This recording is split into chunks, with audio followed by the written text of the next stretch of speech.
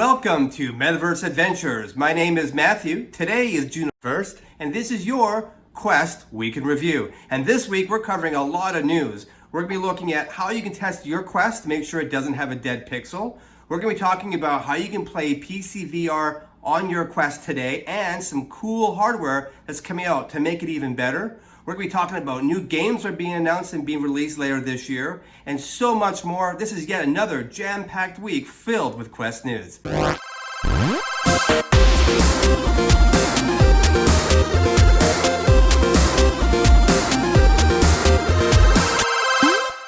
Before we jump into the Oculus Quest hype cycle like we normally do, I want to do a really quick PSA on protecting your Oculus Quest screens. Now, I'm sure you've all heard ad nauseum at this point that you're not allowed to have your Oculus Quest outside in the sun because the sun can get into your lenses and they act like a magnifying glass and they burn your screens.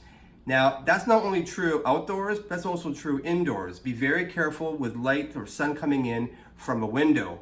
And even if it's cloudy out, going outdoors with your Quest can still damage your screens. Now, this happened this week where a user ZimTalk5 on Reddit went outside for just 2 minutes on a very cloudy day in Ireland, and that was enough, as you can see here, to damage his screens. And once you get this damage, it is permanent. So I cannot recommend enough to keep your little paper insert that came with your Quest at a minimum and replace it in there when you're not using it. Even if it's just in your home, sitting on a couch, charging, or on your table, because all it takes is for you to be out of the house, the sun to wrap around your home and come in through the window, and boom, you're gonna come home and you're gonna find out that your Quest screens are now garbage as well. And there's no replacement. It's get a whole new Quest. So I want to put that out there. Please be very, very careful with your lenses and just use that piece of paper. And there's plenty of options I've seen coming online to buy 3D printed ones and other sort of options. So look to that. All right, this week's Google Trends data continues to be very exciting. As you know, over the last month now, I've been reporting on it week to week, and we saw the Oculus Quest really peak originally way back on May 1st when it all got announced, and alongside the Rift S, and at the same time, the Valve Index also got announced, and they all peaked up on the May 1st day, as we saw in our data, and all of them except for the Quest dropped down substantially. The Quest sort of maintained a pretty steady interest all the way through the month. And then of course on the 21st, when it finally came out, the interest started to rocket. And not just a little bit, it went way off the graph, even higher than way back on May 1st. Well, naturally it has settled down again, but as you can see here in the data, it hasn't settled down as much as where it was before. So we're up quite a bit higher than even the high that we've had for the last 3 weeks. So this sort of indicates yet again that the interest for the Quest, these are people going in worldwide doing a search for the term Oculus Quest in Google, and this is where it's at. And it seems to be maintaining a very high value. Don't know where it's going to go from here on out. It does appear to be a lot of demand for the Quest out there, and for good reason. It's a fantastic device. I finally got mine last week, and like all of you, I am just loving the Quest. And I've actually owned all of the other HMDs in the market, and this one is by far my most favorite. I'm really enjoying the experience, especially Journey of the Gods. Oh my goodness, what a great game that is. Continuing with our hype cycle, let's look at the Amazon Top 100 video game chart for this week.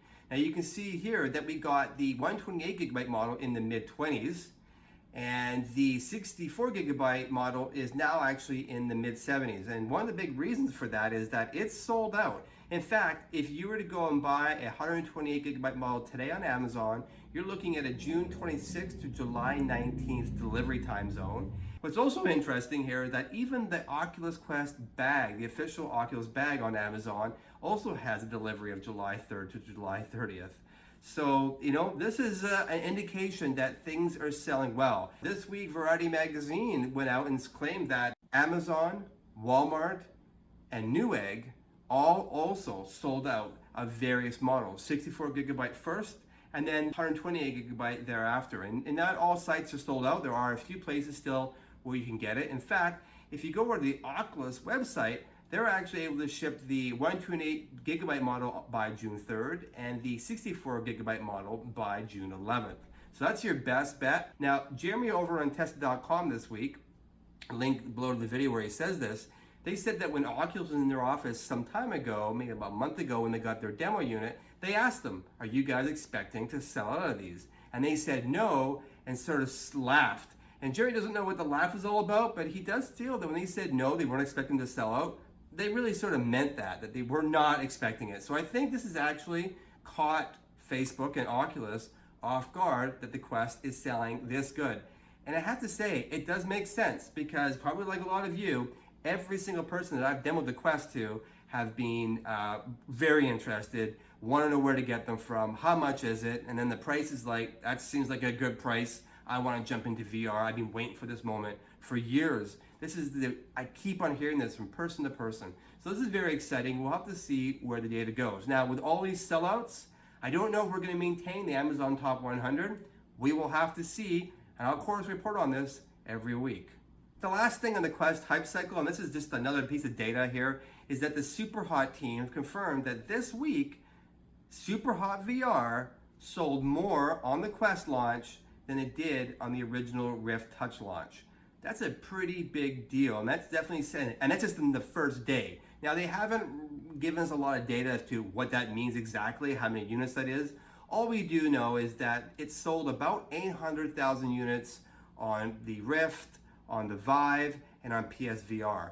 It's just another indicator of how popular this game is. And I'm actually one to say it is a fantastic game, and I think the port from PC to Quest is really fantastic. In fact, I don't know if there's any real difference. They look sort of the same to me, and I know if I did an A/B comparison, which I haven't done, but if I did, I'm sure I could pick out the odd thing, but it just doesn't matter because the game is so great on Quest. The freedom is amazing. If you're a Beat Saber fan, good news for you.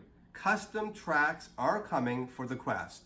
Now, officially, the Beat Saber team came out this week on Twitter and they said that they're coming in a future update. They didn't give any specifics as to when that update can be expected, but it is something they're working on, and so that's exciting for all you out there who've already gone through all the songs in Beat Saber or have a couple tracks you'd love to see on there. So there's opportunities for maybe that to happen. And even more exciting than that is that the custom scene, the mod scene, have already hacked the Quest and are already putting on custom tracks made for the PC on the Quest.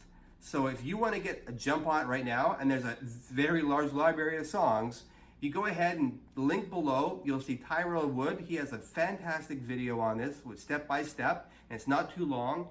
And AMA, Leb AMA, sorry for the name, that's the name on Reddit, also a link below, has some very detailed instructions for those of you who want to read versus watch. So if you're into Beat Saber, you want the custom tracks, now's the time. And who thought this would happen 1 week after release? I am actually really surprised.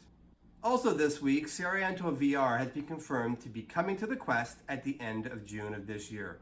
So that's exciting. We knew it was coming, but we didn't have a date. So those of you who are really into sort of cyber ninja games where you can do quadruple jumps, wall runs, power slides, backflips, and even get to manipulate time, this is the game for you. And it's both single player and multiplayer. So this is an exciting one to look out for. It gets a 4 out of 5 in the Oculus store. We'll have to see how it translates over to the Quest, but I know there's a big community who are very excited about getting their hands on this title. And for all the Doctor Who fans, you'll be delighted to hear that apparently Doctor Who: The Edge of Time is coming out for the Oculus Quest sometime this year. Now there's some conflicting dates. There are some that are saying September, and others are saying it's going to be after that. September will be the PSVR release first. So we don't know, but it is confirmed it is coming to the Quest. So that's very exciting, and I'm a huge fan of Doctor Who. I watched it as a child and still to this very day. And it's going to have all your classic villains, including the haunting weeping angels. And of course, a certain breed of aliens that are hell-bent on extermination, the Daleks. So I'm not sure what to expect in this game, but looking at the trailer, I'm pretty pumped. And a Doctor Who game in VR? Bring it. Cannot wait for that. Last week I reported to you how there's a number of apps that you can download, some paid, some free, today to start streaming PC VR titles, both Oculus games and Steam VR, straight to your Quest. And apparently, and I have not tried this myself yet, it's on my radar to do, the quality and the latency is pretty darn good. However, it's not perfect.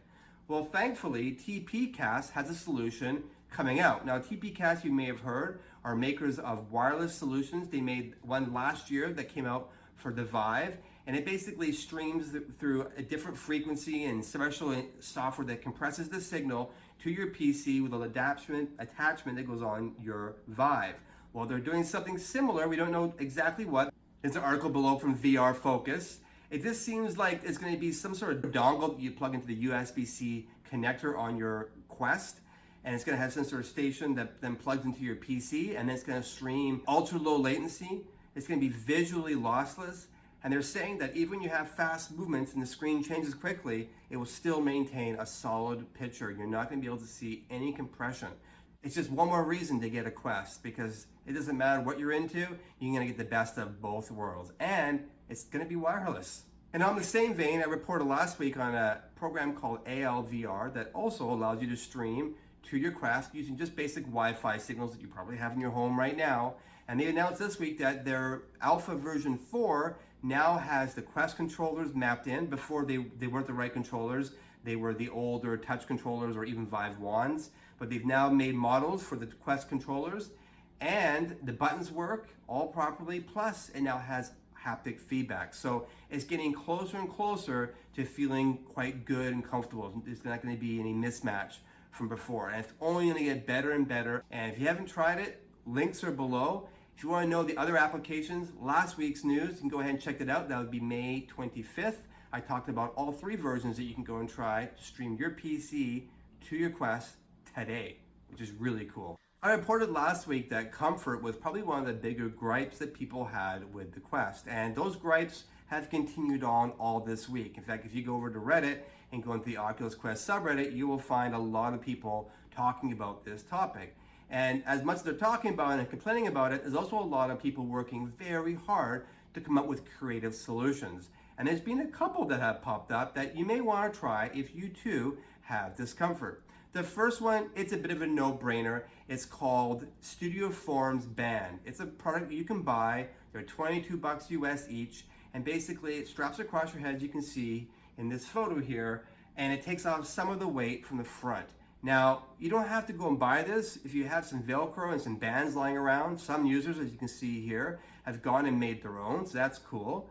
You can also use counterbalances. Some people have been using batteries and Velcro or cell phone holders to put the battery on the back of their Quest, and that also lifts it off your face. And even this one user here used a can of Campbell's soup as a counterweight. So it really doesn't have to be a battery. It could be anything, around 500 grams. I'm not sure how many ounces that is for Americans. I'll link it right in the bottom. And of course, there's been some users have actually gone and retrofitted the Vive Deluxe audio strap to the Quest, and they're claiming it also makes it more comfortable. And personally, I actually really struggled with this. The very first day that I had the Quest, I found it really hurt my cheekbones and it really hurt my forehead. And I came out of Quest and looked in the mirror, and the marks were horrendous. And they actually stayed there for like an hour or two. I don't know if you've all had that experience. Go ahead and comment below. Anyways, I've been playing around with it all week, and what I've discovered is, and as I'm sure you are as well, the whole thing actually sort of tilts. And you can basically adjust that on your head and get it off your cheekbones or a little bit more off your forehead. You can play around with it and get a little bit more comfortable. I'm still not satisfied. I went ahead and ordered some VR covers to see if that makes it more comfortable. I went ahead and ordered the Studio Form Band. I'm gonna try a lot of different things.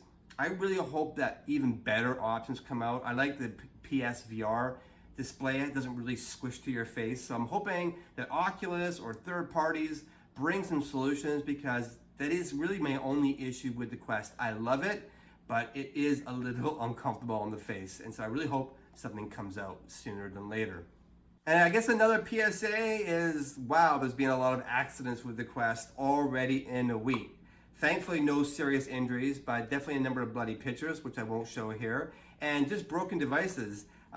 This is kind of funny. Silver White 2 cracked his touch pretty bad, actually. He says it still works, but this is the kind of stuff that can happen when either your boundaries are set right at the limits of, say, a counter, there's no space, or too close to a wall, or some appliance. You really want to give yourself a foot, really they say a minimum 2 or more, that's like a meter almost, if it's 3 feet, away from the walls and away from counters, which is hard to do for a lot of us. I mean, my space here is at best 10 by 10 in my house. And if I was to take 2 feet off either side of that, it's gonna make it a little bit like only really standing in one spot. I wouldn't be able to walk around. So we're all sort of pushing the limits, but do expect some accidents. And this is a funny video we saw this week from Joy Shahan on Reddit, where it looks like their daughter was playing Superhot and got a little into it and fell right into the TV and apparently hurt their toe pretty bad. And this is actually a funny story because, you know, this is something we've all done. And I mean, it's not that funny because it's a shame that people are hurting themselves, but I'm sure we're going to see more of this over time. And so please be careful when you're playing the Quest, especially when you demo people. Really put the drill with them that they got to be careful, because we don't want to see anyone have any serious injuries. And as you may have heard, there was actually a fellow in Russia who died last year who fell through a glass table. So this is serious, so please take it seriously. A number of users have reported that they've had dead pixels in their Quest. A dead pixel, if you don't know, means simply that on the panel, the 1600 by 1440 pixels, so there's millions on there, one of them isn't turning on. One or more, hopefully not more. And it may not be turning on in a certain color, or not at all. It might just be black all the time. And so they're kind of hard to spot on regular game content. However, Remarcus has a great video on how you can go and test yours, link below, and simply the instructions were, if you go to your Oculus Quest, go to the Oculus browser, browse on over to deadpixel.remarcus.com. Again, link below.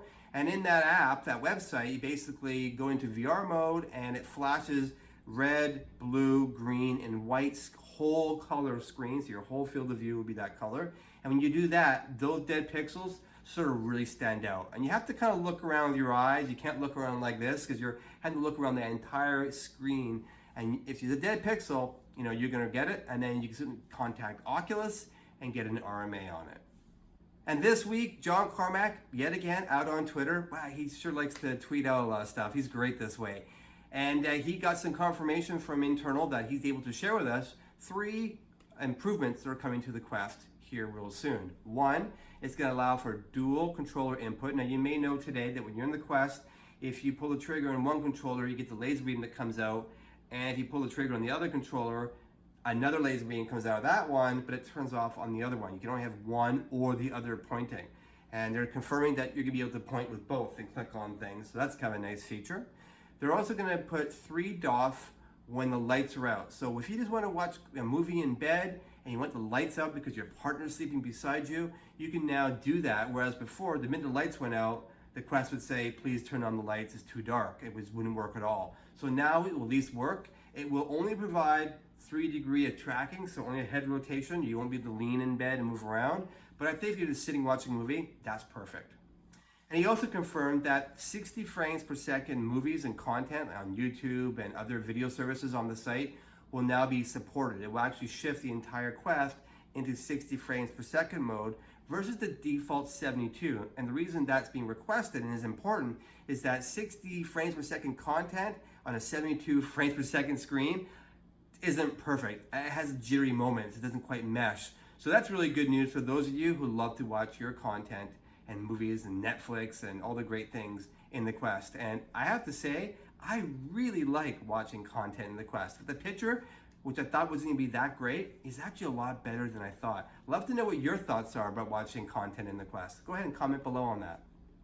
I hope you enjoyed this episode. If you have any stories you'd like me to cover next week, please go ahead and comment. I read all of your comments and I reply to all of you. I love the community that we're building here. I love the enthusiasm of all you Questers. I hope to see you every Saturday, and I hope to see you in the Metaverse. I'll see you soon.